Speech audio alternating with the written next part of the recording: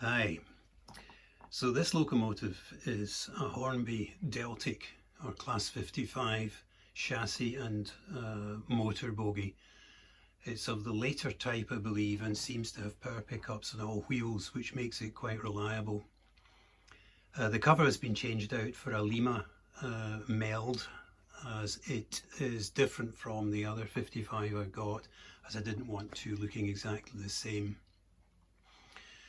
This locomotive has been modified to run on DC, strictly DC only, but it's got a microprocessor, sound cards and a few relays and other bits and pieces inside it.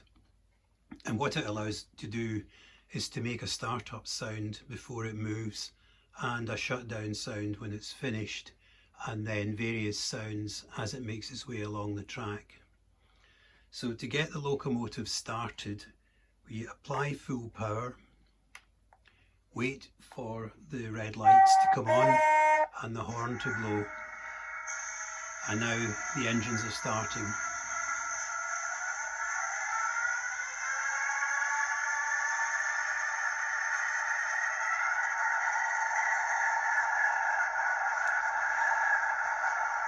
And we're now free to drive off.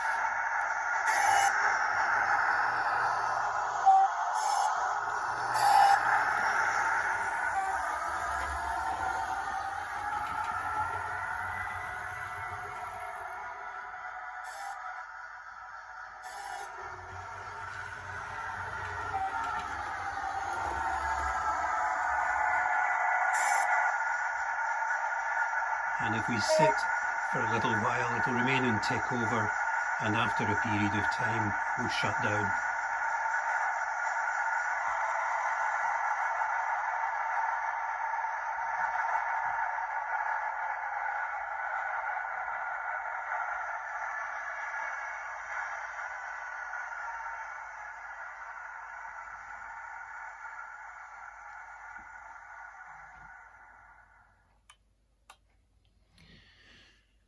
Now there's a rechargeable battery inside the unit so that it is able to make sounds and have lights on with no track power applied whatsoever. I've never had to manually charge the battery as it gets charged when the locomotive is being driven. However, if the power is applied and left applied rather than interrupted to kick off the startup sequence like this, then it should go into charging mode.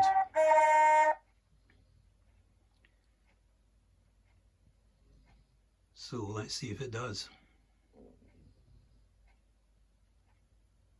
Charging started. There we go. And so the somewhat unrealistic animatron female voice and the LEDs now flashing like that indicate that the LiPo battery inside the locomotive is being charged. And to stop the charging, it's simply a matter of removing the power. Finished. Cheerio. There we go. Well, I'm sure you were all dying to see inside the unit, so here you are. Not for the faint-hearted. LEDs epoxied into place and wired onto twisted wires that go onto the socket here, so the cover can be completely removed if necessary. Microprocessor here, Arduino Nano.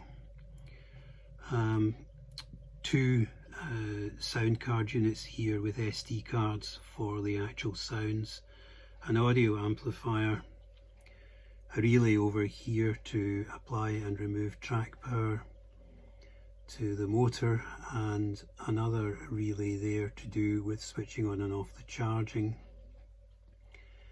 This is a current detector so that the processor knows in which direction the locomotive is moving and adjusts the front and rear lights accordingly.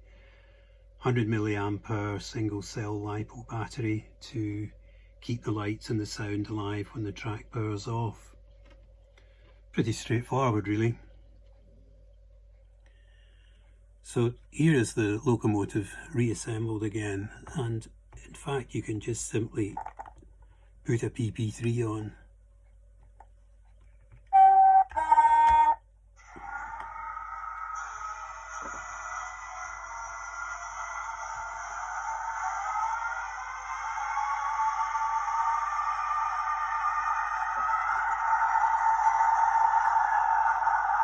And that's it running, and so I could actually drive it now.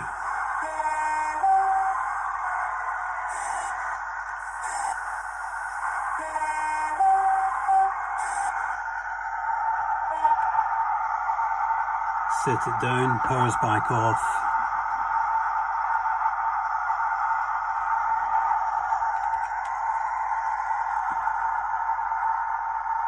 Engine shutdown sound.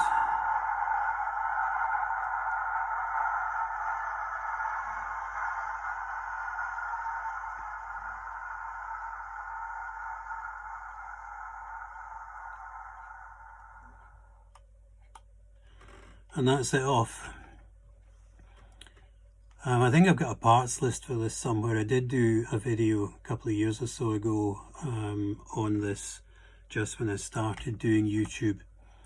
And I've got a second one of these, which this is D9003 Meld. I also have D9014. Yeah, here it is here. It's the Duke of Wellington's regiment. So this locomotive is identically set up as Meld and behaves in exactly the same way. I probably really only want to retain one of these, so I may put Meld on the market. Whoever gets it can use it as it is, can modify it, or could strip the internals out and put it back to conventional track power. But with a little bit of ingenuity, the LEDs could be wired to still operate directionally at the purchaser's option.